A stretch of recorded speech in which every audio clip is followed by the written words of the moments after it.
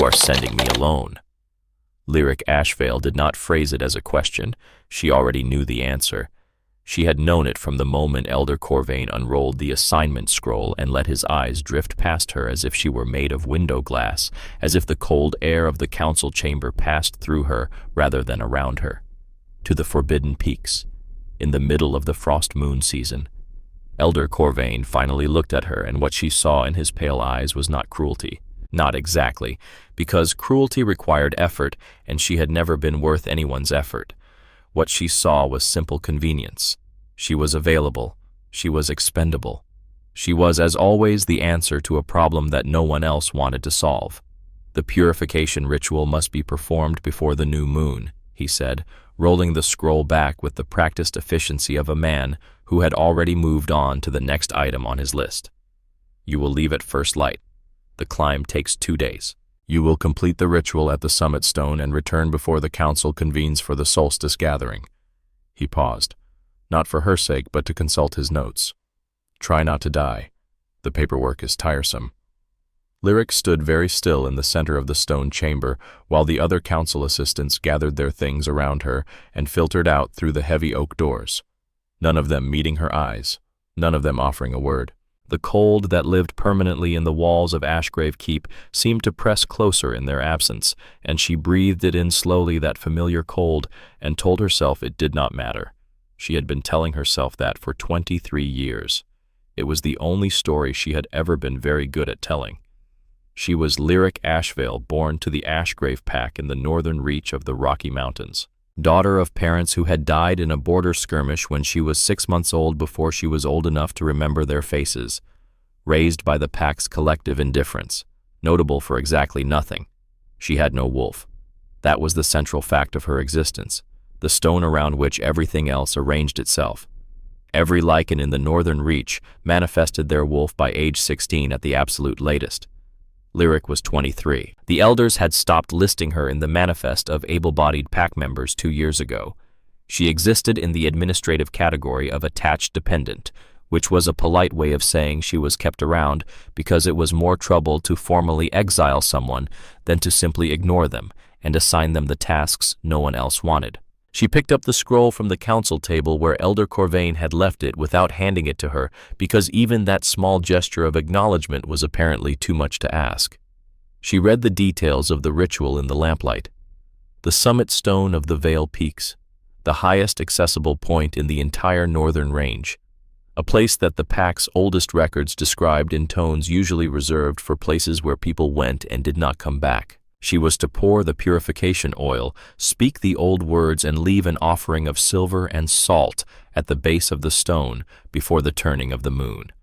Simple enough, except for the 47-kilometer climb through terrain that would kill a seasoned warrior in the wrong conditions, and the fact that the frost moon brought ice storms that descended from the upper peaks without warning and could strip the flesh from an exposed traveler in minutes. She folded the scroll neatly, tucked it into the pocket of her wool coat, and went to pack her things. She did not allow herself to feel afraid. Fear was a luxury she had never been able to afford. If you are enjoying this story, do not forget to leave a like and subscribe to the channel for more emotional stories like this one. The journey began before the sun had fully committed to rising, which suited Lyric perfectly because she had not slept anyway. She had spent the night in the quiet efficiency of preparation, organizing her pack with the care of someone who understood that details were the difference between living and not living. She checked her rope twice. 50 meters of braided nylon tested for fraying at every meter mark. She checked her fire materials 3 times. Waterproof matches in a sealed container. Magnesium fire starter as backup. Tinder bundle wrapped in waxed cloth. She checked her supply of dried meat and hard bread with the methodical attention she had always given to things that actually mattered. 3.2 kilograms total, enough for 4 days if she rationed carefully, enough for 2 days if conditions turned and she needed the calories to stay warm. The pack elders had provided her with a map that was approximately 42 years out of date, drawn in 1982 by a surveyor who had clearly never actually climbed above the tree line. Lyric had her own maps. 47 of them to be precise, hand-drawn over the course of 8 years. compiled from every scrap of information she could gather from hunters who came back from the high country, from weather reports she listened to on an old transistor radio she kept hidden in her room, from careful observation of the way the snow melted on the peaks in spring and the way the clouds moved in the approach of storms. She had corrected 23 errors in the official pack maps over those 8 years. Not that anyone had asked. Not that anyone would have listened if she had told them, but she had made the corrections anyway because accuracy mattered when your life depended on knowing which ridge would hold your weight and which would send you sliding 300 meters down into a crevasse that no one would ever find. The pack elders had also provided her with a vial of purification oil that smelled of cedar and old magic, and something underneath that she could not name, something that made the tips of her fingers tingle when she held the vial too long. She put it in the interior pocket of her coat close to her chest, where it sat like a small warm heartbeat against her ribs. Warm. That was unusual. The temperature inside Ashgrave Keep held steady at 4 degrees Celsius year-round in the lower levels. The vial should have been cold, but when she pressed her hand over it through the fabric of her coat, the warmth was undeniable. 15 degrees warmer than it should have been. 15 degrees warmer than her own body temperature could account for. She told herself it was the magic in the oil. Old rituals carried old power. That was common knowledge. That was nothing to worry about. The lower slopes of the Vale Peaks were familiar enough. She had gathered medicinal herbs in the foothills for years, trading them to the pack healer in exchange for the small necessities that a dependent with no income had to negotiate for carefully. Soap, spare socks, a needle and thread. The things that kept a person functional when no one was looking out for them.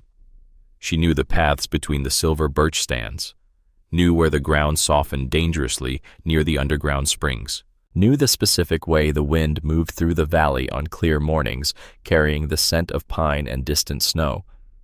But she had never gone higher than the tree line. No one did. Not without specific reason and specific preparation, and usually specific company.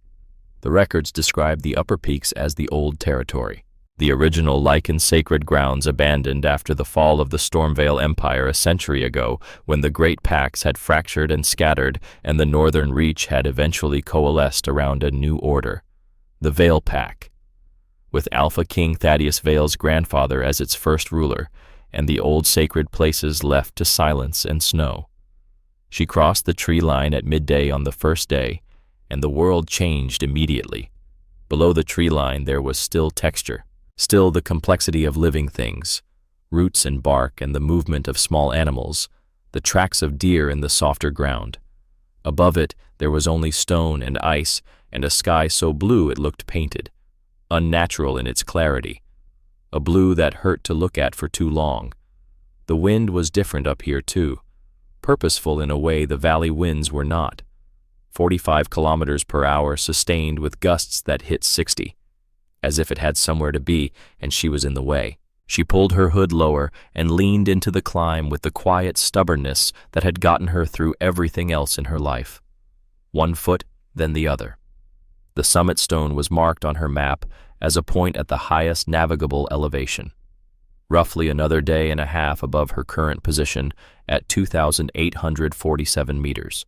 She found a shallow shelter in the lee of a granite outcropping as the light failed and ate half her bread and a strip of dried meat and drank carefully from her water flask and watched the stars appear one by one in the black sky above her, like an audience gathering for something she could not yet see. She dreamed that night for the first time in years. Not the usual gray formlessness of exhausted sleep, but something vivid and silver, a landscape of ice under moonlight, vast and still, and at its center a shape too large to be real, a wolf made of glacier and starlight. Its eyes were the precise color of the sky at the moment just before dawn, not quite night and not quite day, but something in between, something neither and both. It was looking at her. It had been looking at her for a very long time. She could feel the weight of that gaze like a hand pressed gently against her sternum. Not threatening, just present. A contact so careful and so deliberate it felt almost reverent. She woke with her heart pounding and her breath visible in the pre-dawn cold and the absolute certain knowledge that the dream had not been only a dream. The second day of climbing was harder, The path, such as it was, became less a path and more a suggestion, a series of decisions about which surface was most likely to bear her weight and least likely to send her sliding off the mountain in a way that ended badly. She moved slowly, and she moved carefully, and she did not allow herself to think about what she would find at the top or what would happen if the ice storm, the sky was threatening, came down before she finished the ritual. The vial against her heart had been warm since she woke, warmer than her body temperature could account for. When she pressed her hand over it through her coat, she felt the tingling in her fingers spread up through her wrist and into her forearm like water finding channels in stone. The weather radio she had been listening to for 8 years had taught her to read pressure systems to understand the shape of storms before they arrived. She had learned to recognize the distinctive quality of light that preceded a blizzard, the way the air smelled when the temperature was about to drop, the subtle shift in wind direction that meant safety or danger depending on which way you moved. At 1400 hours, the light changed, not dramatically, not in a way that someone without 8 years of careful observation would have noticed, but Lyric noticed. The blue of the sky took on a gray cast at the eastern edge. The wind shifted from northwest to northeast. The temperature, which had been holding at minus 18 degrees Celsius, dropped 3 degrees in the span of 10 minutes. A storm was coming. Not the ice storm she had been worried about. Something worse. A pressure system moving in from the north, fast and cold and carrying enough moisture to dump a meter of snow in 3 hours. She had 6 hours, maybe less. She looked up at the summit still 300 vertical meters above her, looked back down at the shelter she had left that morning, calculated distances and times and margins of error with the same methodical care she applied to everything that mattered. If she went back now, she would be safe. She would reach the tree line before the storm hit. She would return to Ashgrave Keep alive and explain to Elder Corvain that the weather had made the ritual impossible. He would not care. He would assign someone else, someone he valued, someone whose life mattered enough to wait for better conditions. Or he would not assign anyone at all. The ritual would go unperformed.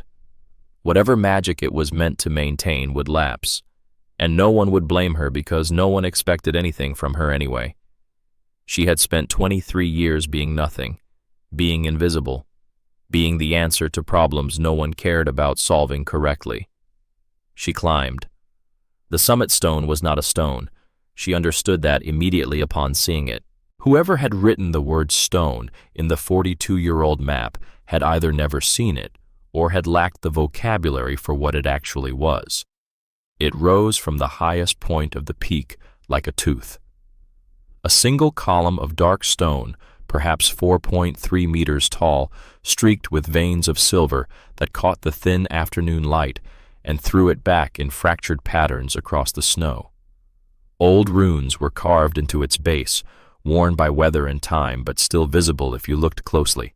And Lyric looked closely because she had always paid attention to things other people overlooked. She did not recognize the language immediately, but she had spent 4 years teaching herself Old Norse from a translation guide she had found in the Ashgrave Keep archives. 4 years of late nights with a dictionary and a lamp learning a dead language because it was there and because no one had told her she could not. The runes were older than Old Norse, older than anything in the pack records, but the structure was similar enough that she could parse it. Slowly, carefully. Blood calls to blood across the frozen deep. She touched the stone with bare fingers, and it was warm. Minus 23 degrees Celsius at the summit. Wind chill bringing the effective temperature down to minus 35. And the stone was warm. Not hot, but warm enough that she could feel it through her gloves when she put them back on. Warm enough that it should not have been possible. Beyond the summit stone, the peak dropped away into a cirque, a natural bowl carved by ancient glacial movement, and the glacier that filled it was like nothing she had ever seen. It was not the dull blue-white of ordinary ice.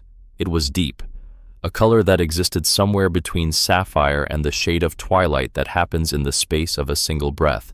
And within it, lit from below by some light source, she could not identify shapes moved slowly, the way shapes move in deep water.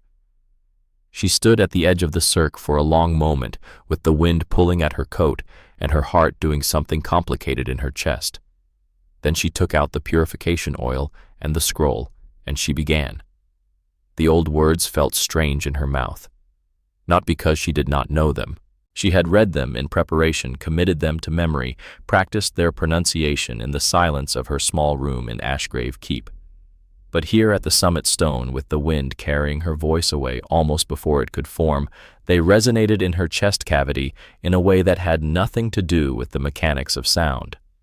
The oil, when she poured it at the base of the stone, caught the thin light and burned with a flame that should not have been possible in that wind. Small and gold and absolutely still.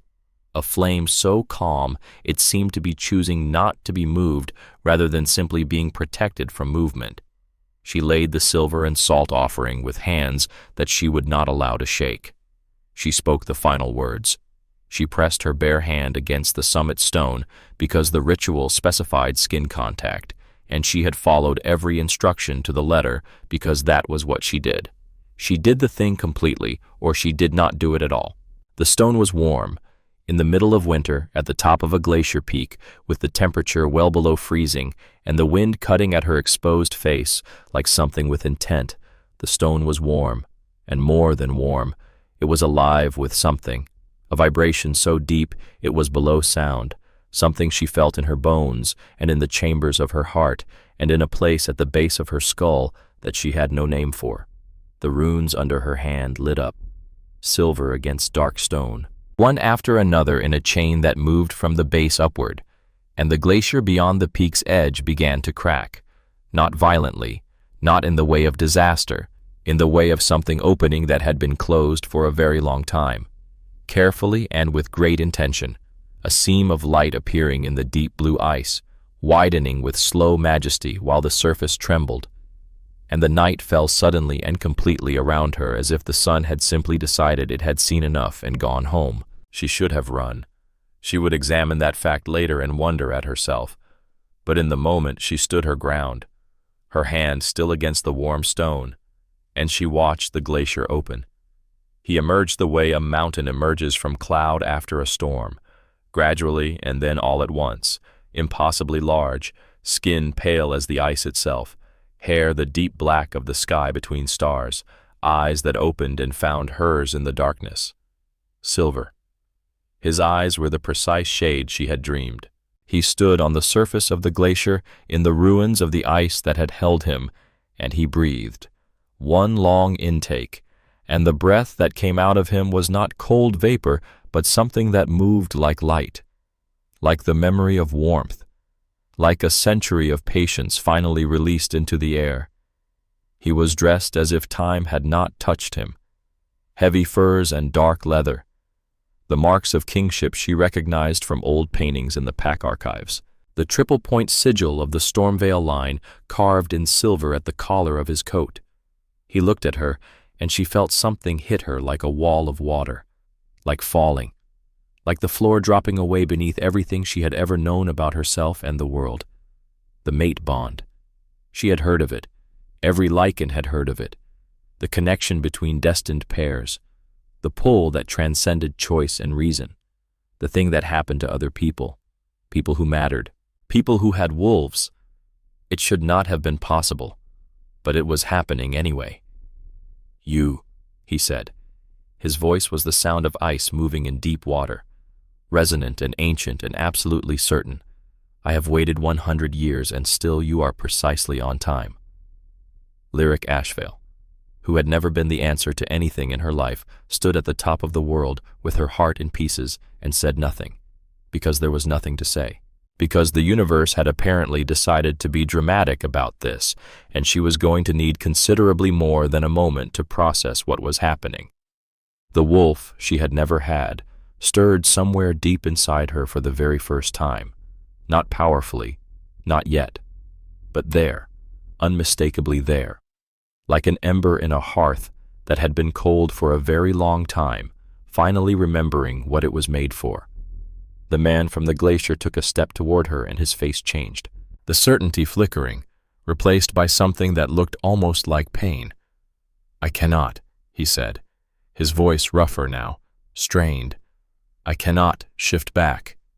He pressed a hand to his chest, and she saw it then, The way his fingers trembled, the way his breathing had gone shallow and fast, the way his eyes, silver and ancient, were struggling to focus. 100 years in the ice, he said. It drove my wolf mad. Feral. I can feel it. I can feel it trying to take control. He looked at her with those silver eyes, and what she saw there was not the certainty of a king. It was fear. You must help me, he said. Help me regain control before the feral wolf kills us both. Lyric's mind, trained by 8 years of self-education and 23 years of solving problems no one else would solve, moved into the space where panic should have been and began to calculate instead. Feral transformation. Wolf psychology fracturing under extreme isolation. She had read about it 4 years ago in a medical text she had found in the archives, written by a lichen physician who had treated soldiers coming back from prolonged captivity. The treatment protocol was clear: adrenaline to shock the system, force the body to choose between physiological priorities, make the shift back hurt more than holding the feral state. She had an emergency medical kit. She had packed it because she packed everything that might matter. And in that kit, she had an adrenaline auto-injector. 0.3 milligrams, meant for anaphylactic shock, but the mechanism was the same. She moved without hesitation, dropped her pack, found the red case, snapped it open. This is going to hurt, she said. Do it, he said. She pressed the injector against his thigh through the leather of his pants and deployed it. His body went rigid, every muscle locking. His eyes went wide and wild, and then focused with an intensity that was almost violent. And then he gasped, and his form flickered, and the wolf that had been pressing at the edges of his control retreated. Not gone. She could see it still there in the silver of his eyes, in the tension in his shoulders, but controlled, held, by will and by the shock of adrenaline forcing his body to remember what it was supposed to be. He looked at her with those silver eyes, and what she saw there now was not fear, it was wonder. What is your name, he asked. Lyric, she said. Lyric Ashvale. He reached out slowly and touched her face with fingers that still trembled, and the mate bond between them sang. Lyric, he said, testing the shape of it.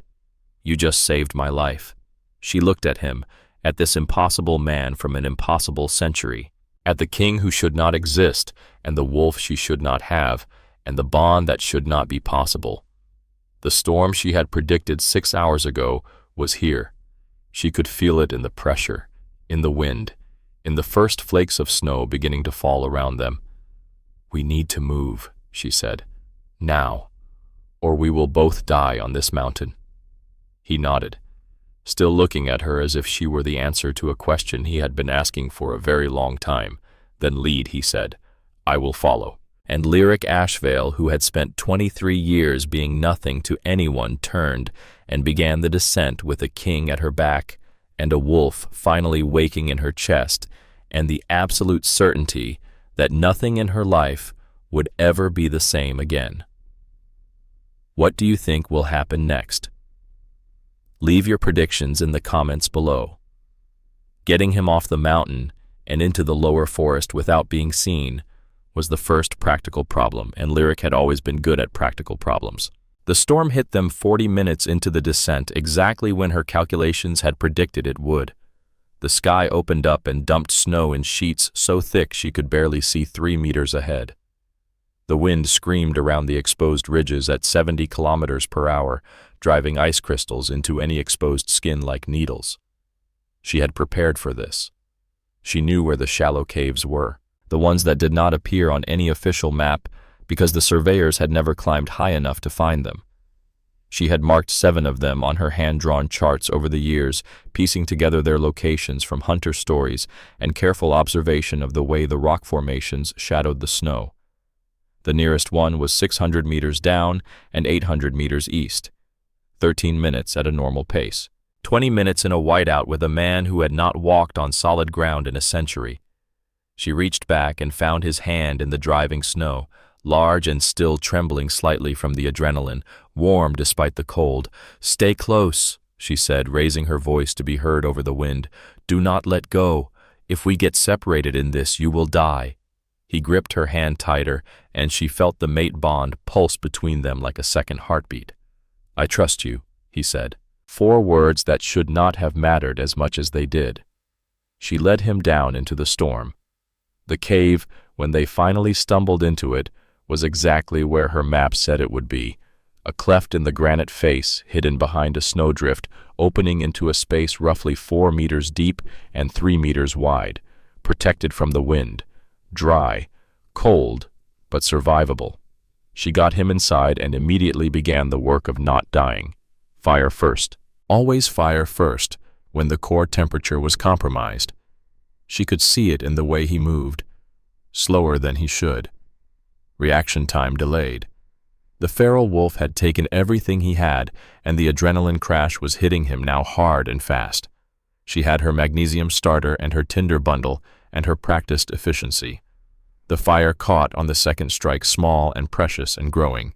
She fed it carefully with the dry wood she had packed, pieces she had carried up the mountain because she had known she might need them and because she planned for things that might matter. The light pushed back the darkness of the cave and she finally got a good look at him. Caspian Stormveil. She knew the name. Everyone knew the name. The last true Alpha King of the Northern Realm.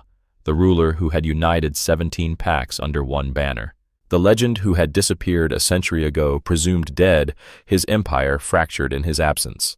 He was looking at her with those silver eyes, and despite the exhaustion she could see settling into his features, there was an intensity there that made her breath catch. "You knew where to find this place," he said. "You planned for the storm." "I always plan," she said, not looking at him. Focused on building up the fire. People who do not plan do not survive. She pulled out her emergency thermal blanket, aluminized mylar, lightweight, designed to reflect 90% of body heat. She had 2, one for her, one for situations exactly like this. "You need to get out of those wet clothes," she said.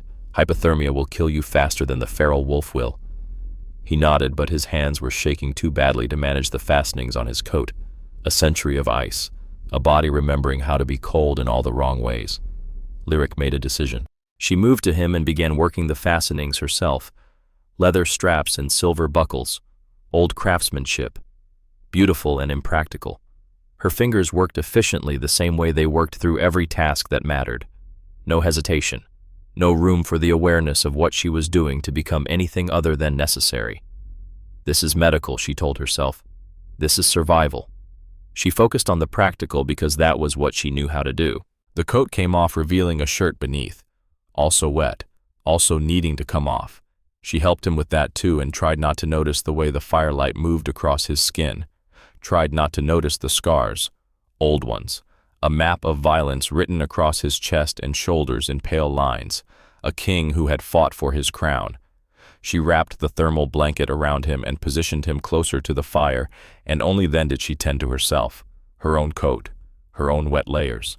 Down to the thermal base layer that was still mostly dry. They sat on opposite sides of the small fire, wrapped in their separate blankets, and the silence between them was filled with things neither of them had words for yet. The mate bond hummed, constant, undeniable, a warmth that had nothing to do with the fire. "Tell me," he said finally. "Tell me what year this is. Tell me how long I have been gone." 2025, she said. "You have been in that glacier for 100 years, 2 months, and 17 days, give or take." He closed his eyes, took a breath that she could see hurt him. "Everyone I knew is dead," he said. It was not a question. "Yes," she said, "because there was no kindness in lying about it. My empire. Fractured 6 months after you disappeared." The Veil Pack rose to power under Thaddeus Veil's grandfather. They have ruled the Northern Reach for the last century. He opened his eyes and looked at her, and what she saw there was not surprise. It was confirmation of something he had already suspected, already accepted during 100 years of frozen consciousness. "And you," he said, "you are Ashvale. That name. I know that name. My family has been part of Ashgrave Pack for as long as the records go back," Lyric said carefully. "I was born here. My parents died when I was 6 months old. I have lived my entire life as a dependent with no status and no wolf. Until tonight." She felt it then. The ember in her chest, the thing that had stirred when the mate bond hit, the wolf that had been waiting 23 years for a reason to exist. Until tonight, she agreed. He was quiet for a moment, and she watched the firelight play across his features. Strong bones, a face that would have been harsh if not for the gentleness in his eyes when he looked at her. "Do you know why the seal broke?" he asked. "Do you know what you did?" "I performed the ritual," she said. "The purification ceremony. I poured the oil. I spoke the old words. I touched the stone." He shook his head slowly. "The ritual was the trigger," he said. "But the seal itself, the curse that held me, it was specific. It was designed by the witch who put me there. A woman named Nyx Morvana." Lyric went very still. Morvana. She knew that name too, not from recent history, from the old records. The archives that no one read anymore because they predated the Veil consolidation. The seal could only be broken by a daughter of Seraphine's blood, Caspian said. Standing at the summit stone, completing the ritual, he looked at her. Seraphine was my intended mate, the woman I was to claim as Alpha Queen. She was murdered 3 days before our claiming ceremony by assassins sent by Morvana. Morvana believed Seraphine had no family, no bloodline to carry forward. She believed the seal would hold forever. Lyric's mind, trained to see patterns, to connect details that others overlooked, began to piece it together. "Seraphine had a sister," she said slowly. Caspian nodded. "Younger, sent away from court for her own safety before the assassination. She survived, changed her name, built a small life in the outer territories as far from the capital as she could get." He paused. "Her name was Ashvale." The fire crackled between them. The storm howled outside the cave, and Lyric sat with the weight of a truth she had never asked for settling onto her shoulders like a physical thing. "I am her descendant," she said. Not a question. A fact assembling itself from pieces she had carried her whole life without knowing their shape. "Fourth generation," Caspian said. "I can feel it in the bond, in the way your blood called to the seal. You are the last living heir of Seraphine's line." He leaned forward, and the intensity in his silver eyes was almost overwhelming. "You were never nothing, Lyric. You were never invisible. You were the key, the only key, the thing that could not be destroyed or replaced or substituted.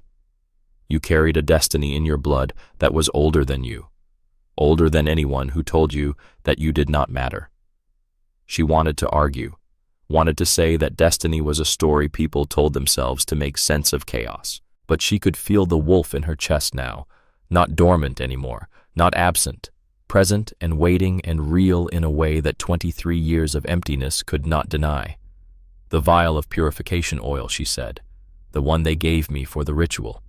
It has been sitting in the Ashgrave archives for a century, unclaimed. No one would take it. They said it was cursed. It was waiting," Caspian said quietly, "waiting for the right person, for the right blood. For you." She thought about Elder Corvain, about the way he had given her this assignment because she was expendable, because no one cared if she came back, about the way the universe had used their indifference as a mechanism to fulfill a prophecy they did not even know existed. The irony was almost beautiful. "We cannot stay here," she said, pulling herself back to the practical. "The storm will last another 6 hours. When it clears, we need to move. The pack will expect me back in 3 days. If I do not return, they will send someone to look. And if they find you with me, everything becomes complicated before we are ready for it to be complicated." "You have a plan," he said. It was not a question. He could see it in her face, the way her mind was already 3 steps ahead. "I always have a plan," she said. She pulled out one of her hand-drawn maps, the one that showed the trails the border scouts did not watch because they were considered too difficult for anyone to bother with. She had learned those trails over years of moving carefully around the edges of her own pack's territory, not from hostility, from the simple necessity of someone who had learned that avoiding attention was usually safer than inviting it. "There is an old shepherd's shelter," she said, tracing the route with her finger. 22 kilometers from here, abandoned for 2 decades. I have stocked it with emergency supplies over the last 4 years. Food, water, medical kit.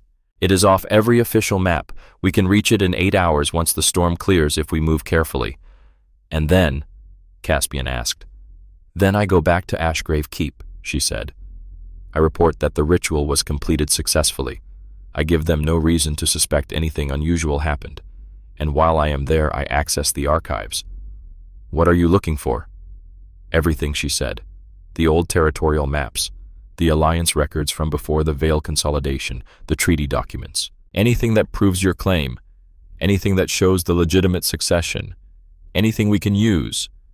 He was looking at her with an expression she was beginning to recognize. Wonder mixed with something deeper, something that felt like relief. You are terrified, he said, but fear is not stopping you. Fear is just information, she corrected. It tells you where the stakes are, but it does not get to make the decisions. She met his eyes. I have spent 23 years being told I do not matter, being treated like a problem to be managed rather than a person to be valued. And now I find out that I am the heir to a bloodline that was important enough to build a century-long curse around, that I am the mate of the last true Alpha King, that I have a wolf waiting to wake up inside me. She paused. I am not going to waste that. I am not going to be invisible anymore, not when I finally have a reason to be seen. The mate bond between them flared warm and bright, and Caspian smiled, the first real smile she had seen from him. It transformed his face, made him look younger, less ancient, more like a man who had found something he had been looking for. Then we will make them see, he said. Both of us, together. The storm raged outside. The fire burned low, and Lyric felt the wolf in her chest stir again, stronger this time, as if it had heard the promise and approved. They did not sleep that night. Not really. The cave was too cold for deep sleep, and the situation was too new, too strange, too weighted with implications neither of them fully understood yet. Instead, they talked. Caspian told her about the Stormveil Empire, about the 17 pacts that had once sworn loyalty to his bloodline, about the 847,000 square kilometers of territory that had stretched from the Pacific coast to the Rocky Mountain range, about the 23,400 Lycans who had lived under his governance. He told her about Seraphine, about the way she had walked into his life during a diplomatic mission and simply refused to leave. Not through manipulation or ambition, but through the sheer force of being exactly herself, with a consistency that defeated every political argument against the match. She had been lowborn, he said, his voice soft with memory, from the southern territories. No rank, no title, no political advantage to the Union. My advisors told me I was being foolish, that I needed to claim someone who brought alliances, someone who strengthened the empire. What did you tell them? Lyric asked. That the strength of an empire is not in its alliances, he said. It is in the integrity of its leadership, and that I would rather rule beside someone who challenged me to be better than someone who simply affirmed what I already was. He looked at her. She was brilliant, funny, kind in a way that was not soft, but sharp. She cared about people, actually cared, not as political assets, but as lives that mattered. She used to go into the lower city and talk to people, just talk, listen to their problems, come back with ideas about how to make things better. She sounds remarkable, Lyric said quietly. She was, Caspian said, and she was murdered for it, because Morvana wanted the power of being Alpha Queen and could not understand that Seraphine's value was not in her ambition, but in her absence of it. Lyric heard the grief in his voice, 100 years old and still fresh. I am sorry, she said, for what happened to her, for what was taken from you. He shook his head. Do not apologize for things that are not your fault, he said gently. You carry her blood. You broke the seal that held me. You are here now. That is enough. The fire had burned down to embers. Lyric fed it carefully, keeping the warmth alive, while the storm spent itself outside. Tell me about you, Caspian said. About your life. About how you learned to do the things you do. So she told him. About the years of listening to weather radio. About teaching herself to read pressure systems and predict storms. About the 47 maps she had drawn by hand, correcting errors in official surveys because accuracy mattered when your life depended on it. about the 4 years of learning Old Norse from a translation guide she had found in the archives, about late nights with a dictionary and a lamp teaching herself a dead language because it was there and because no one had told her she could not, about the medical texts she had read, the survival techniques she had practiced, the careful accumulation of skills that no one had asked her to learn, but that she had learned anyway because she had understood, even without knowing why, that she would need them. "You prepared for this," Caspian said, "without knowing what you were preparing for." "I prepared to survive," Lyric corrected. "The rest is coincidence. Or destiny. I am not sure I know the difference anymore." He reached across the small space between them and took her hand. The touch sent warmth through her that had nothing to do with the fire. "I spent 100 years in that ice," he said, conscious, aware, counting the days. "The only thing that kept me from losing myself completely was the knowledge that the seal would break eventually, that someone would come, that there was still a purpose waiting." He squeezed her hand gently. "I did not know it would be you, but I am grateful it was." The mate bond hummed between them, and for a moment Lyric let herself feel it, not as something overwhelming or frightening, but as something that simply was, like gravity, like the turning of seasons, inevitable and complete. "The storm will clear in 2 hours," she said, finally pulling herself back to the practical, because that was what she knew how to do. "We should rest while we can. The descent to the shelter will be difficult." Caspian nodded and settled back against the cave wall, the thermal blanket wrapped around his shoulders. But before she could move to her own side of the fire, he spoke again. "Lyric." She looked at him. "Thank you," he said, "for saving my life, for not running when you could have, for being exactly who you are." She did not know what to say to that, so she simply nodded and settled herself on her side of the fire and watched the embers glow in the darkness and felt the wolf in her chest settle into a warmth that felt almost like peace. When the storm cleared, they moved. The descent to the shepherd's shelter took 7 hours and 40 minutes, slower than Lyric had calculated because Caspian's body was still adjusting to movement after a century of stillness. His coordination was improving, but the fine motor control was not quite there yet. She watched him navigate the terrain with the careful attention of someone relearning their own body, and she adjusted their pace accordingly. The shelter, when they reached it, was exactly as she had left it. A single-room structure of stacked stone with a roof that had been patched sufficiently to keep out the worst of the weather.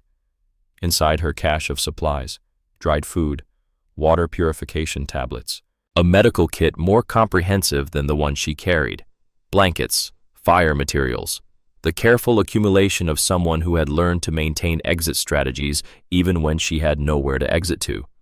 "This is yours," Caspian said, looking around the space. "You built this." "Over 4 years," Lyric confirmed. "A little at a time, supplies I could trade for or carry without anyone noticing they were gone." She began unpacking, setting up for a longer stay. This would be his base while she went back to Ashgrave Keep, while she gathered the information they needed. "How long will you be gone?" he asked. 3 days, minimum," she said. "Maybe 4 if I need more time in the archives. The Solstice Gathering is in 3 weeks. That is our deadline. That is when every pack in the northern reach will be assembled. That is when we make our move." She turned to face him. "Can you stay hidden that long? Can you keep the feral wolf controlled without me here?" Something flickered in his eyes. Uncertainty. But he nodded. "I will manage," he said. The adrenaline helped. The worst of the feral pressure has eased. I just need to stay calm, stay grounded. She pulled out a small notebook from her pack, began writing. "If the feral wolf becomes too much," she said, not looking up from her writing, "there are herbs that can help. Valerian root, chamomile, passion flower.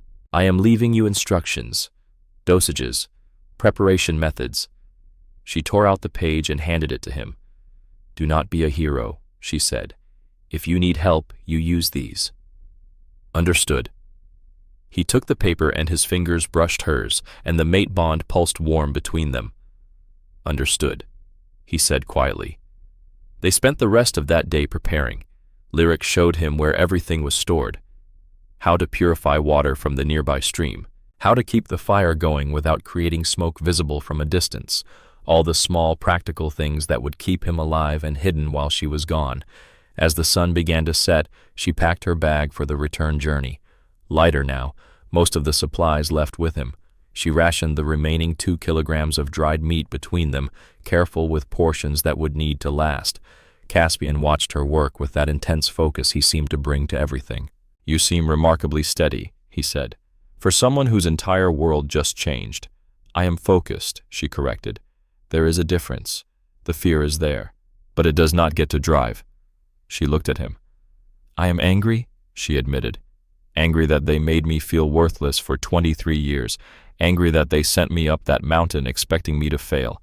Angry that they built a system that values power over people. And I am going to use that anger to tear their system down and build something better." He smiled that smile again, the one that transformed his face. "You are like her," he said, "like Seraphine. She had that same fire." Lyric felt something in her chest that might have been pride, or might have been grief, for a woman she had never met but whose blood ran in her veins. "Then I will try to honor her memory," she said. She picked up her pack, ready to leave. But Caspian stood and crossed the space between them and placed his hands gently on her shoulders. "Be careful," he said. "Come back safe." The mate bond flared between them, and Lyric felt the wolf in her chest respond, still not strong enough to shift, still not fully awake, but there, undeniably there. "I always come back," she said. "That is what I do." She turned and walked out into the gathering darkness, and she did not look back because looking back made things harder, and she had never been able to afford hard things. Behind her in the shelter, Caspian Stormveil watched her go, and felt the mate bond stretch like a golden thread between them, and for the first time in 100 years, he allowed himself to hope. What do you think Lyric will find in the archives? Leave your predictions in the comments below. Lyric walked back into Ashgrave Keep 37 hours after she had left it with tired legs and a face full of windburn, and her report tucked under her arm. She timed her arrival for mid-afternoon when the council chambers would be occupied with routine business and most of the pack would be going about their daily tasks with the comfortable inattention of people who had no reason to expect anything unusual. No one looked at her twice as she crossed the main courtyard. No one ever looked at her twice. She had spent her entire life being invisible. Today, that invisibility was armor. Elder Corvain looked up from his desk with the expression of a man mildly surprised to find that a piece of furniture he had forgotten about had reappeared. His pale eyes moved over her face without interest, cataloging the obvious signs of the mountain climb. Windburn, exhaustion, still alive. "The ritual is complete," she said, setting the report in front of him on the heavy oak desk. He picked it up without enthusiasm and scanned the contents. Lyric had spent 2 hours of her descent crafting that report.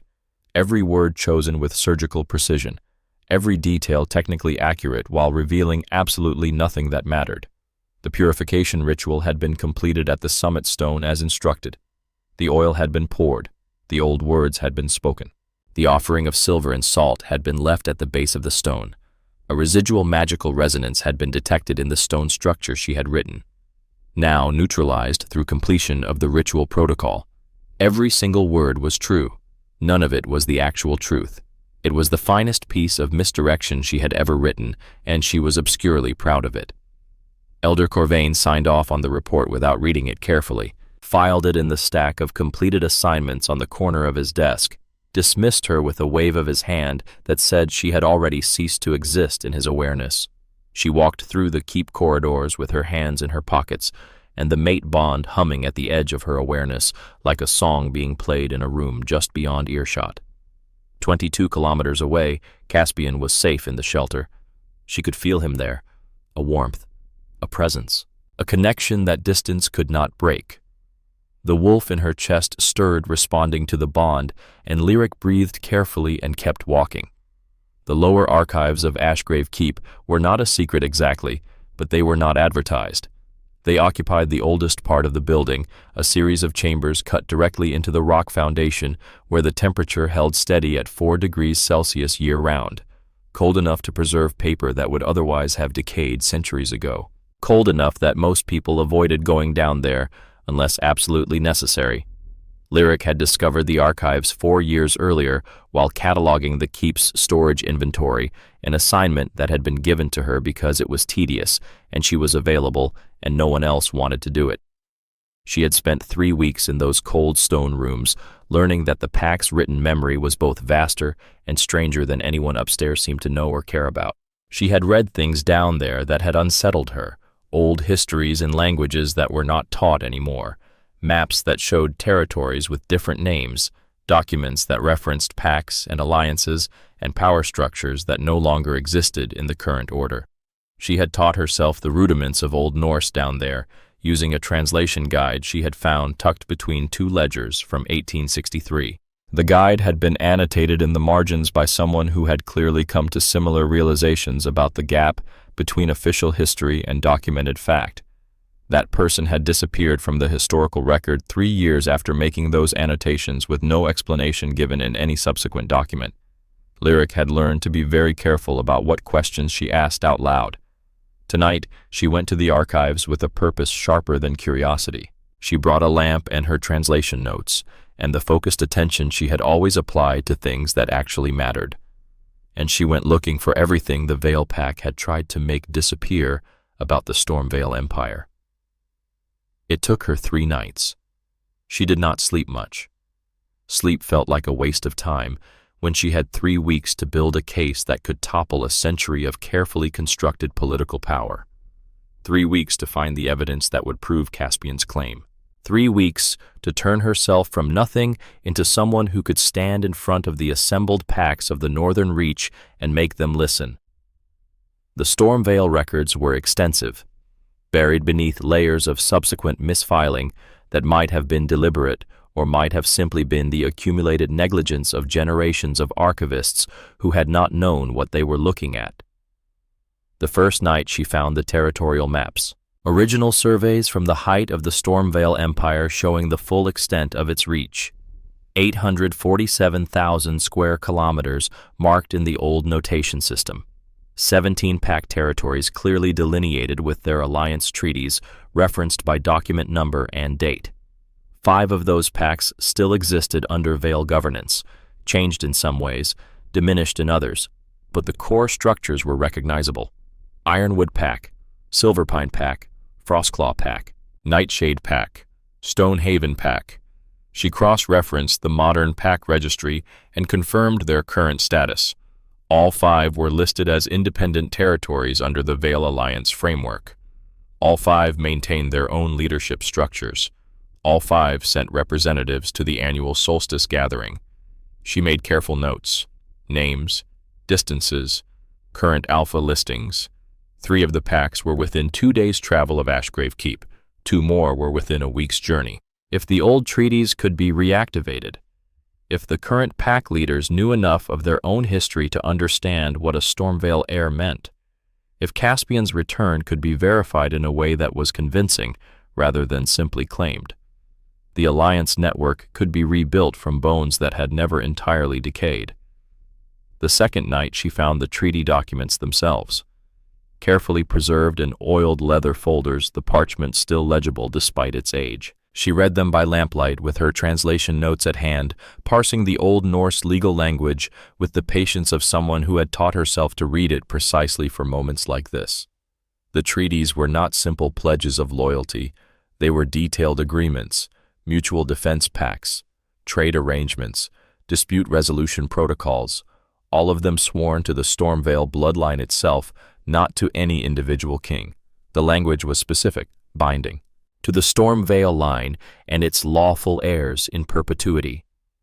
In perpetuity, not until the current king's death, not until the political situation changed.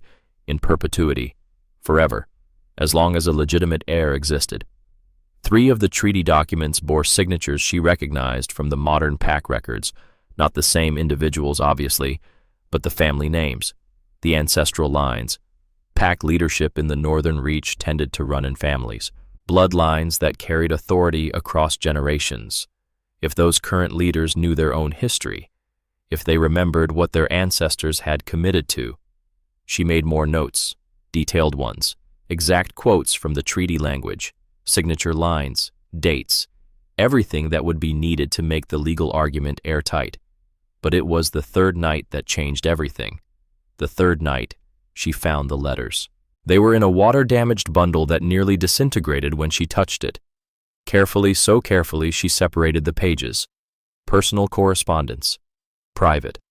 Never meant for official archives. The signature on those letters made her sit back on her heels on the cold stone floor and press her hand against her mouth. Seraphine. Written to her sister. The sister who had been sent away. Who had become Ashvale.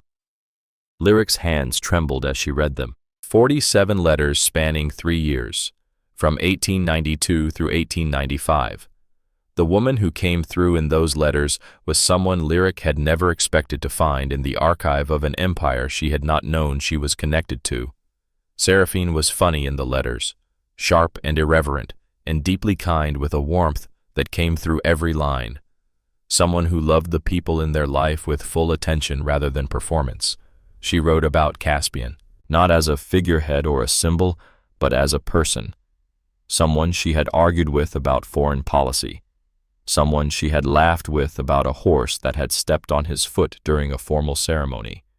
Someone she held in the dark hours before dawn when the weight of everything he carried became briefly too much to carry alone. She wrote about the claiming ceremony she was preparing for, the dress that was being made, the ritual that would bind them formally before the assembled packs, the way she had felt when he had asked her in the simple private language of their shared life rather than in the formal political declaration that would have been traditional. She wrote about being happy in the specific words of someone who had not expected to be happy and was not quite sure what to do with it except receive it carefully. The last letter was dated 3 days before her death. It was not a farewell letter. She had not known it was the last one. It was a letter about flowers that had been chosen for the ceremony, a joke about one of the court advisors, a postscript about wanting to see her sister again soon now that the ceremony was approaching and the political situation had stabilized enough to make a visit possible. Then it simply ended. Mid-thought. In the way that lives end. Not with resolution, but with interruption. Lyric folded the letters with the same care she had given everything in the archive and held them in her lap in the cold of the storage room. She allowed herself exactly 3 minutes by the count of her watch to feel the full weight of what had been taken from Seraphine, from Caspian, from the sister who had run and hidden and built a small life from the ruins of a larger one, from her own parents who had carried this blood without knowing its full implications and died on a border that had probably been drawn without their consent. 3 minutes. Then she put the feeling in the place she kept feelings that were too large for the present moment, and she began to plan. She had allies, potentially. 3 of the old treaty packs within 2 days' travel. If their current leadership knew their own history, if they could be convinced that Caspian's return was real and not some elaborate fraud, if the promise of restored territories and reinstated alliances was compelling enough to risk challenging the Vale administration. The trick was approaching them quietly enough that Alpha King Thaddeus Vale did not hear about it before they were ready to be heard. Lyric had spent her entire life being overlooked. She had always known she would find a use for that eventually. What she had not planned for was Lady Valorous. She became aware of Lady Valorous on her 4th day back in Ashgrave Keep. The delegation had arrived while Lyric was in the archives that first night, which was how she had missed their entrance. A formal party from the Vale administration. 8 people, 4 advisors, 3 guards, and Lady Valorous herself. The stated purpose of the visit was to discuss the annual trade agreement between Ashgrave Pack and the Vale Alliance, a standard negotiation that happened every year. Routine, unremarkable. Lyric would normally have had no involvement with it and no reason to notice it.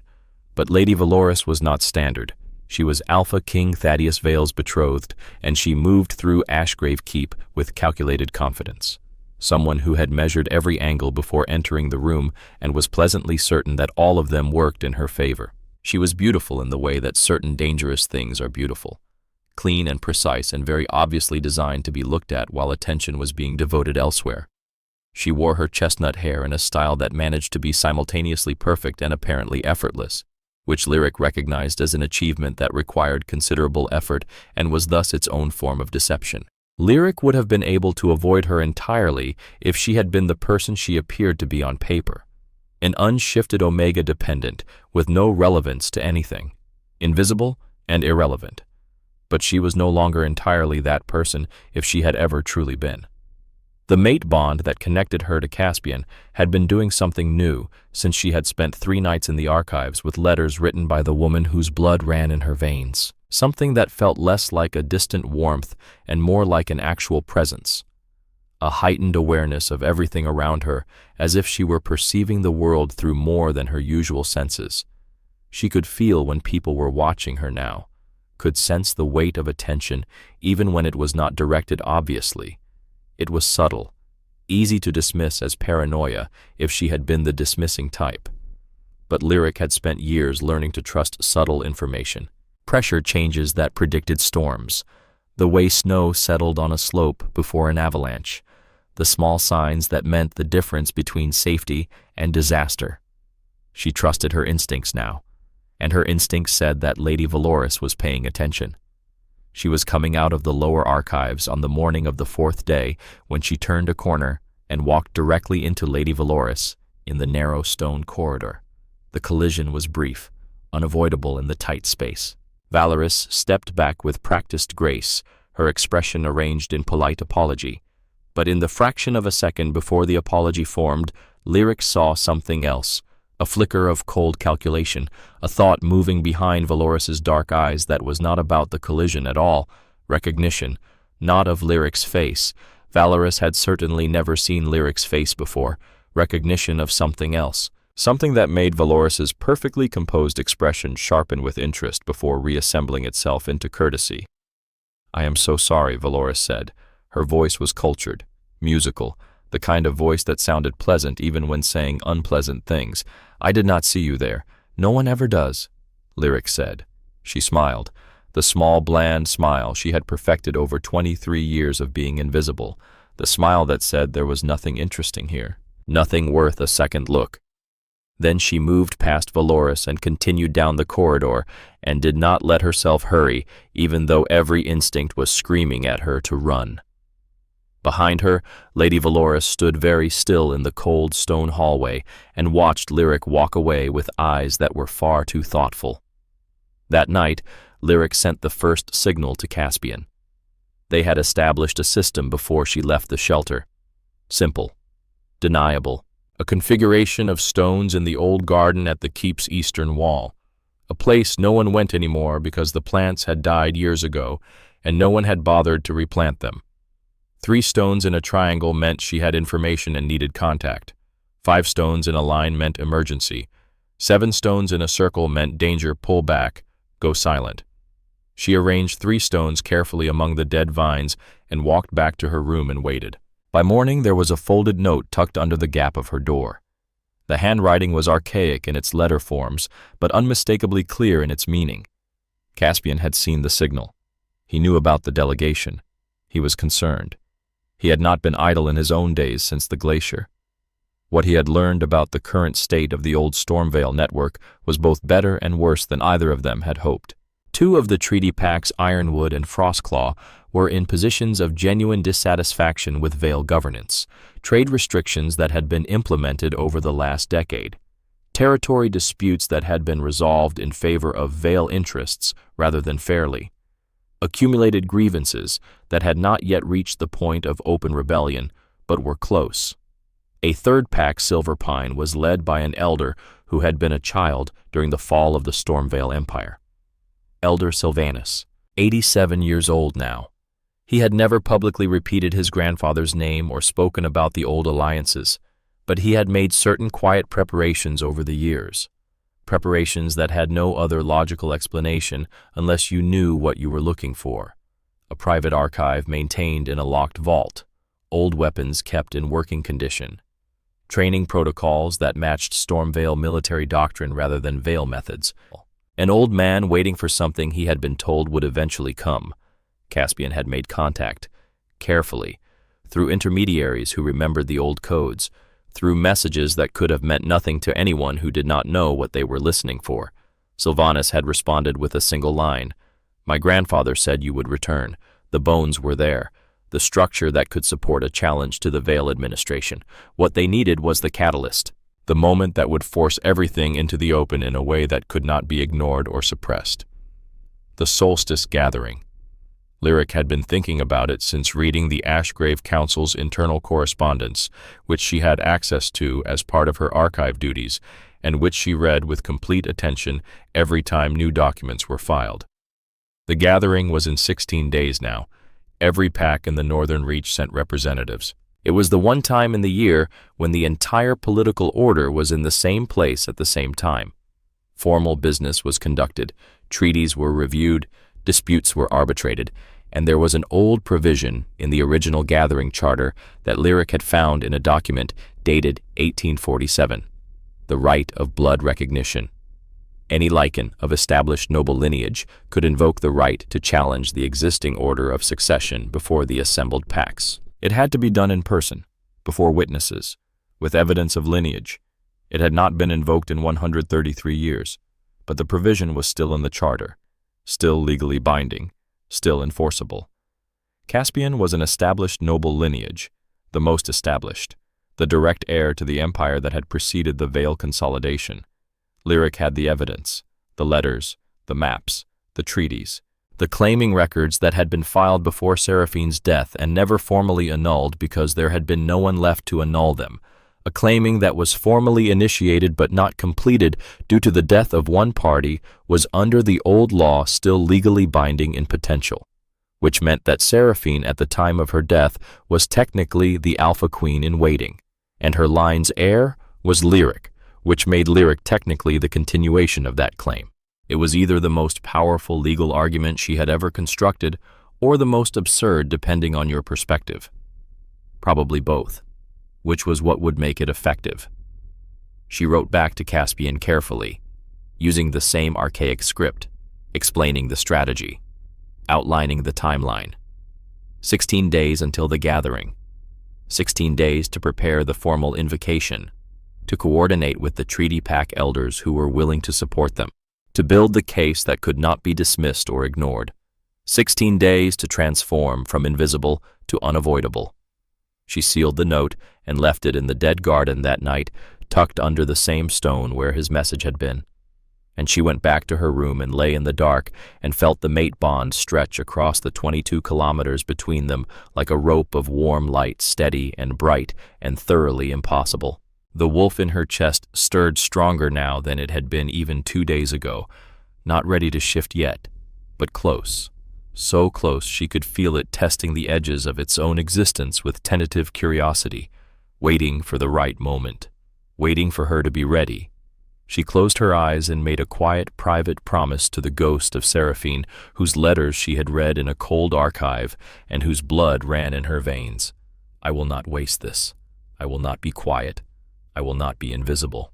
I will make them see what you should have been, what we both should have been, and I will take back what they stole. Outside her window, the moon rose over Ashgrave Keep, waxing toward full.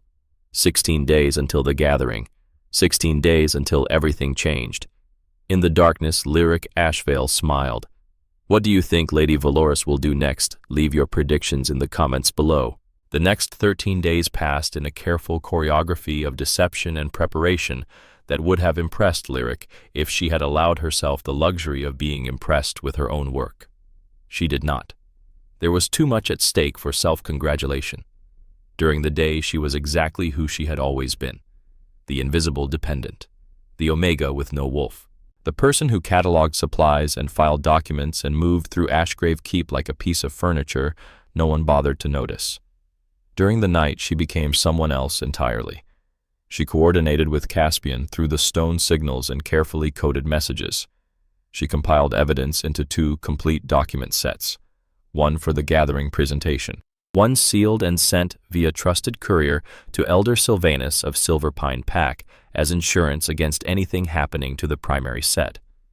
She wrote the formal invocation of the right of blood recognition with the precision of a constitutional lawyer. 3,400 words of legal argument citing treaty provisions and bloodline documentation and the old laws that predated the Veil consolidation. She read it back to herself in the cold archive and thought it was probably the best thing she had ever written and also probably the most dangerous. And she watched Lady Valorous watch her. It was subtle. Valorous was far too skilled to make it obvious. But Lyric felt it constantly now. The weight of attention, the sense of being studied, assessed, categorized as a potential problem rather than a negligible irrelevance. On the 8th day, Valorous made her move. It came through Elder Corvain, which was elegant in its efficiency. A reassignment order, effective immediately. Lyric was to be moved from archive duties to the lowest tier of keep service, domestic tasks, cleaning, laundry, kitchen work, the kind of work performed by dependents with no other function.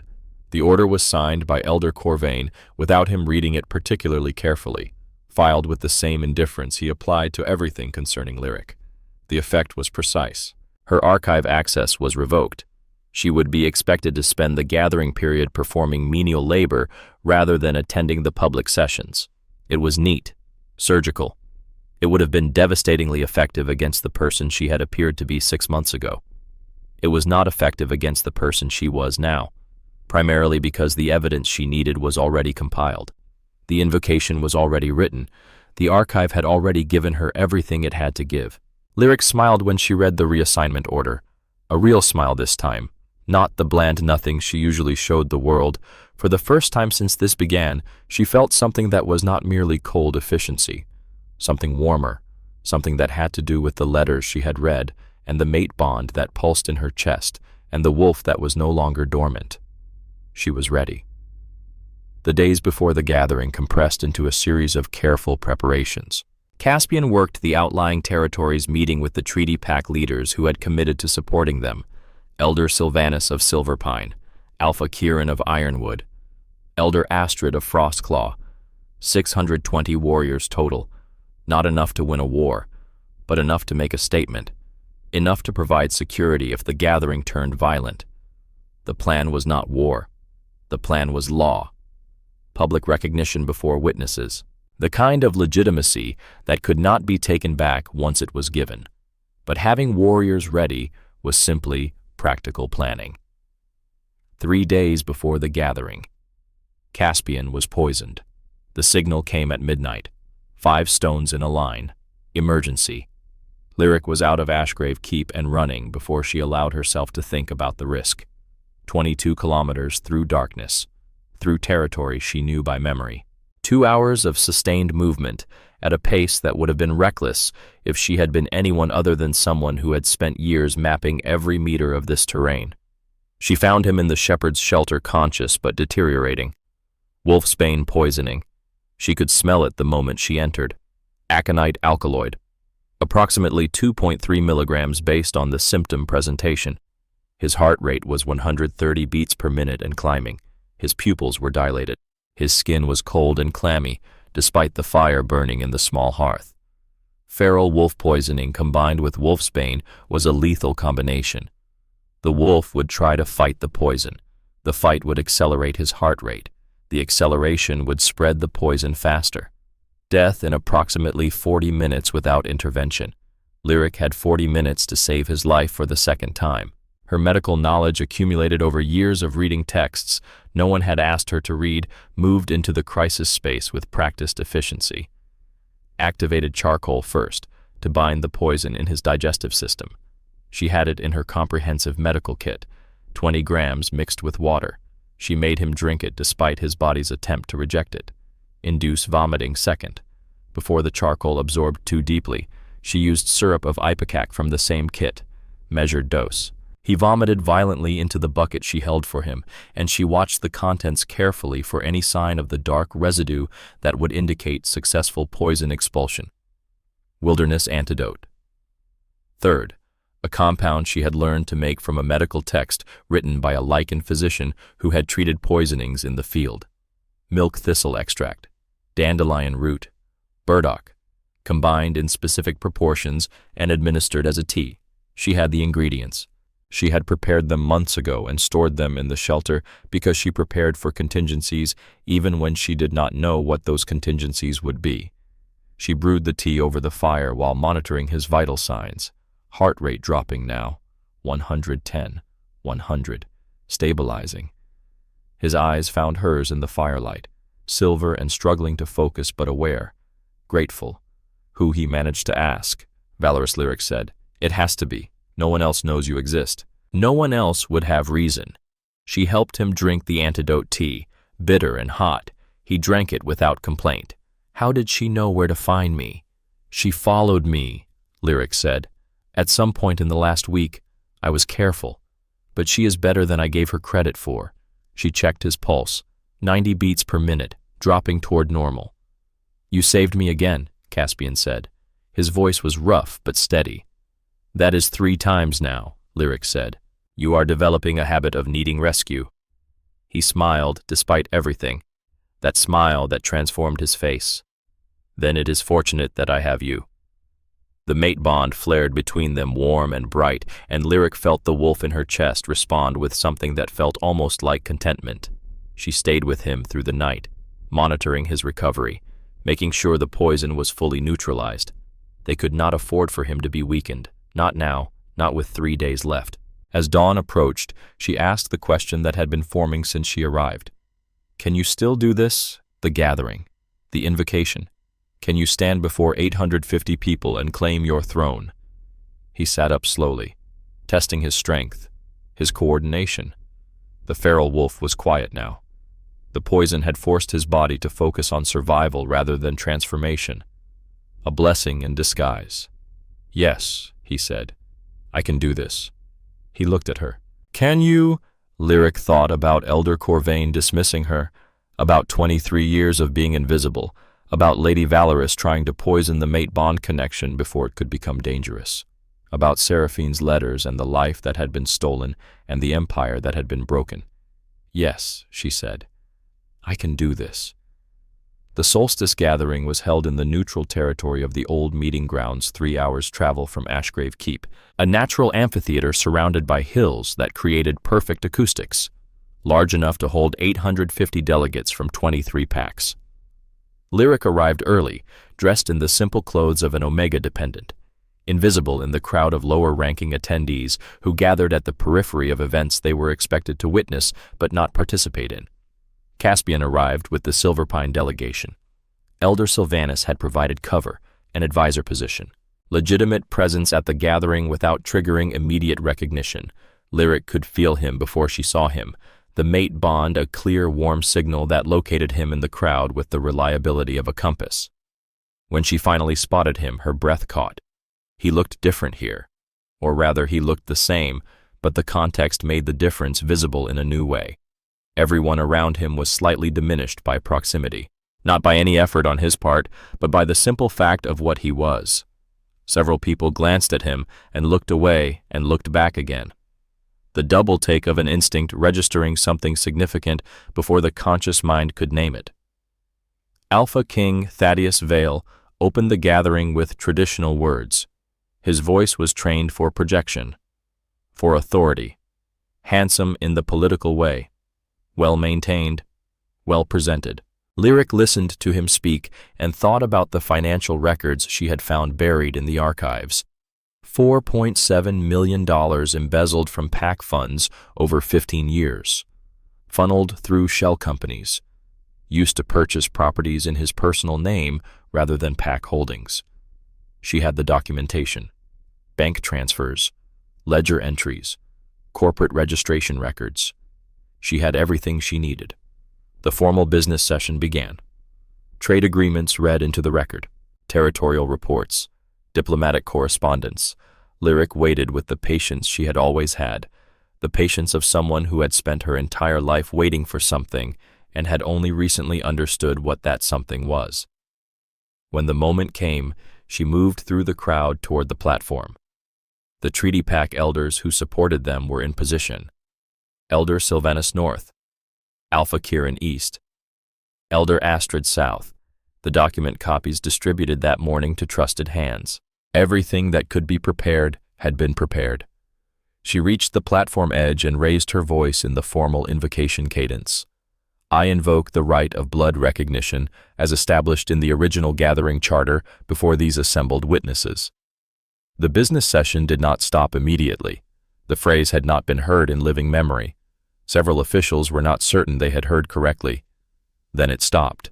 The silence that descended was the unmistakable silence of 850 people collectively reassessing what kind of event they were attending. Thaddeus Vale turned and looked at her. Lady Valoris turned and looked at her. The expression on Valoris's face was recognition and calculation, and the beginning of understanding that she had miscalculated in a way that might not be recoverable. I am Lyric Ashvale, born of the Ashvale line descended directly from Seraphine of Stormveil, formerly designated mate of the Alpha King, whose claiming was initiated 100 years ago under the old law and never dissolved. Her voice did not shake. It had never shaken when it mattered. I invoke this right on behalf of myself and on behalf of the lawful Alpha King, whose claiming I represent, who is present in this assembly, and whose identity I will demonstrate by lineage testimony and the ancient recognition rights before these witnesses and before the record. This is absurd, Thaddeus said with smooth, controlled authority. The Stormveil line is extinct. This is either delusion or fraud. The Stormveil line is standing in this assembly, Lyric said, and I have documentary evidence to establish both his claim and mine, witnessed and sealed distributed to the pack archives of 3 independent territories before this morning. The copies cannot be recalled. The testimony is already on record. All that remains is the recognition right. Caspian stepped forward from the Silverpine delegation. He did not do it dramatically. He simply moved, and the crowd parted around him the way water parts around something immovable, not because anyone made the conscious decision to step aside, because the body knew what the mind had not yet processed. He walked to the platform and stood beside Lyric. The mate bond between them blazed. Several of the elder lichens in the assembly made sounds that Lyric would understand later as the involuntary response to sensing an Alpha King's full presence, a response older than language and more reliable than loyalty. Thaddeus looked at Caspian, and something moved across his face that he controlled quickly, but not quite quickly enough. Recognition. Not of the person. Of the thing behind the person. The authority that did not ask permission and did not need political structure because it was older than political structure. Thaddeus Vale Caspian said. His voice was what it had been on the Glacier. Resonant. Ancient. Absolutely certain. I do not come to this assembly with war. I come with law. The same law that governed this territory before your grandfather made his calculations. I will honor every alliance your administration has made in good faith. I will acknowledge every legitimate governance structure that has served the Pax well, but I will not cede the recognition that is mine by blood and by the confirmation of this assembly if the assembly chooses to give it. He looked out at the crowd. I am Caspian Stormveil. I am home. Lady Valoris moved then. She was reaching for something under her coat, something that smelled of old magic and specific intent.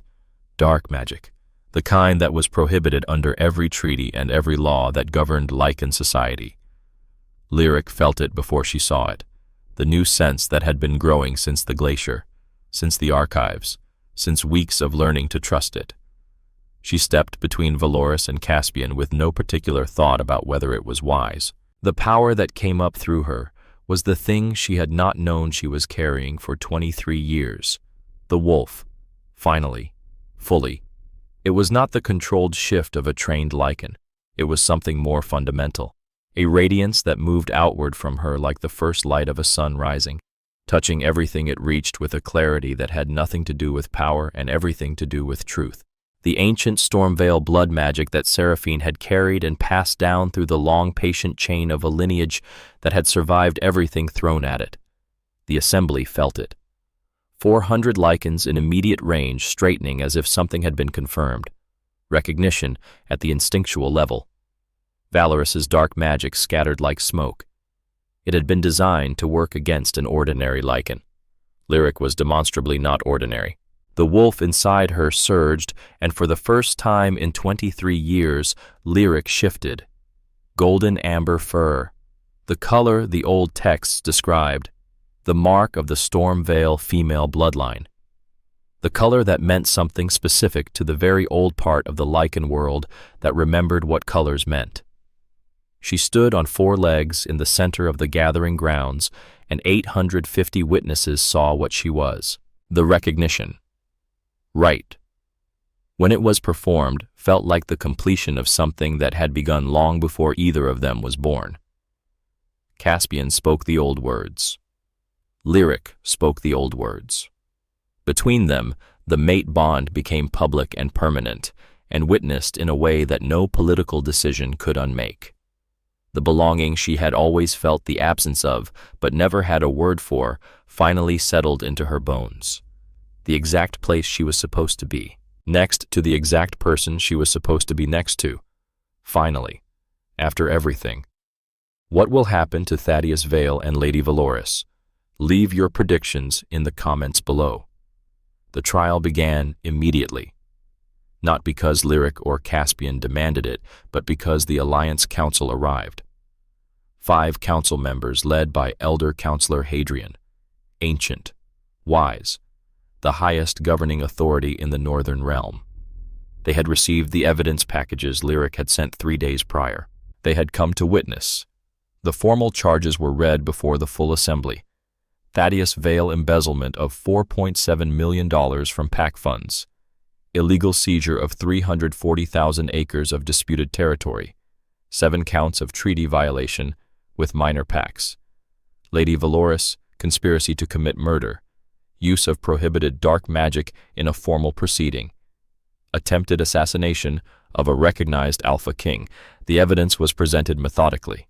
Caspian and Lyric co-presented. Partners in this, as they would be partners in everything that followed. Bank ledgers showing transfers to shell companies.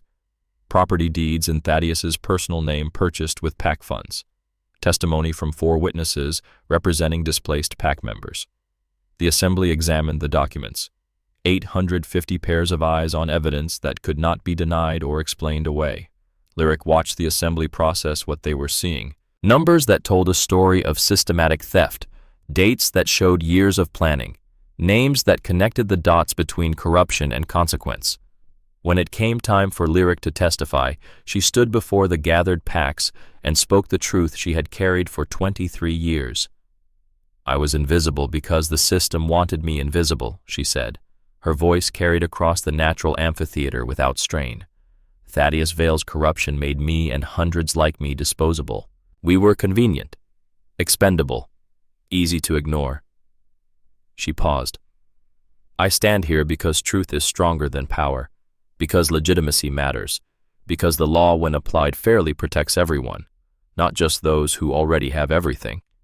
Several elders in the assembly wiped their eyes. She saw it, the recognition, the understanding that she was not just speaking for herself, but for every Omega who had been told they did not matter, every dependent who had been treated as less than. Elder Sylvanus stood from his seat, an old man using the moment he had been waiting for. I confirm the Stormveil treaties, he said. My grandfather kept the records, kept the faith. The Silverpine Pack recognizes Caspian Stormveil as the lawful Alpha King. Alpha Kieran of Ironwood stood next. Ironwood recognizes the claim. Elder Astrid of Frostclaw rose. Frostclaw recognizes the claim. One by one, the old treaty packs stood, the ones who had kept the memory alive, the ones who had been waiting. The verdict was unanimous, guilty on all counts. The sentencing was public, witnessed, permanent. Thaddeus Vale exiled from the Northern Realm in perpetuity, all titles stripped, all assets seized and returned to PAC funds. Public shaming before the assembly. Lady Valoris exiled in perpetuity. Dark magic binding applied. Supervised detention for life. They were led away in front of 850 witnesses, stripped of power, stripped of dignity. The justice public and complete. Lyric watched them go and felt nothing. No triumph, no satisfaction. Just the quiet certainty that this had been necessary. That justice delayed for a century had finally arrived. The Alliance Council announced systemic reforms immediately. Elder Counselor Hadrian stepped forward, his ancient voice carrying authority that needed no amplification. "We failed in our oversight," he said. "We allowed corruption to grow unchecked. We permitted a system that made invisibility a survival strategy for those who should have been protected." He looked directly at Lyric. "This ends now. Quarterly financial audits for all PAC administrations. Omega protection laws that would make what had happened to Lyric illegal. Term limits for Alpha positions to prevent the consolidation of unchecked power. Public transparency in governance." And Lyric Ashvale was appointed Alliance Advisor for Omega Rights, not given the position. Not handed it through connection or favor. She had earned it through competence, through courage, through standing in front of the assembled PACs and speaking truth to power when it would have been easier and safer to stay silent. The formal coronation happened at sunset. Caspian Stormveil, recognized as the lawful Alpha King by confirmation of the full assembly. The Stormveil banner raised for the first time in a century. Not in conquest, in restoration. In the acknowledgement that some things, when they are broken, deserve to be made whole again. And Lyric beside him. Not behind, not below, beside. The consort circlet placed on her head by Caspian's own hands, his eyes holding hers with that expression she had learned. Ancient and immediate. 100 years, and also just this moment. "I told you," he said quietly enough that only she could hear. "Precisely on time." "I am always precisely on time," she said. "I just usually arrive somewhere and no one is watching." "Someone was always watching," he said. "It just took the right someone 100 years to wake up." The assembly witnessed. The record was made. The Northern Realm oriented itself around something older and less calculated and more real than political ambition. The simple axis of destiny that had survived everything. 6 months later, Lyric stood alone on the summit stone where it had all begun. The world had changed in those 6 months. The Stormveil restoration was complete. Territories realigned. Alliances rebuilt. The old treaty pacts formally reinstated. Ashgrave Keep now housed the Omega Education Center, 23 Omegas enrolled in the first leadership training cohort. Lyric's initiative, her design, her promise that no one else would spend 23 years being invisible. The $4.7 million embezzled by Thaddeus had been returned to PAC members. Restitution. Justice. Real and complete. She had overseen the distribution herself, making sure it went to those who needed it most. The families displaced by illegal land seizures. The dependents who had been used and discarded by a corrupt system. She touched the runes on the summit stone, warm under her fingers even in winter. Blood calls to blood across the frozen deep. And I answered. Caspian's presence arrived before his voice, the mate bond singing between them even across distance. "You did more than answer," he said, joining her at the stone. "You changed everything." She turned to face him. Her mate, her partner, her equal in all things. "We changed everything," she corrected. Below them, the northern realm spread out in the winter sunlight. At peace, reformed, better than it had been. They shifted together. Golden amber and midnight black. 2 wolves running under the vast Montana sky. The empire rebuilt. The system reformed, the invisible finally seen. Far away, hidden in the shadow peaks where the maps showed nothing and the snow fell in eternal silence. Nyx. Morvana watched through a scrying glass and smiled a cold smile. Her daughter had failed. Her curse had broken. Her carefully laid plans had crumbled into nothing. But she had waited a century before. She could wait again. Some games were played across generations. Some revenge was patient. Some debts accumulated interest that would take lifetimes to collect.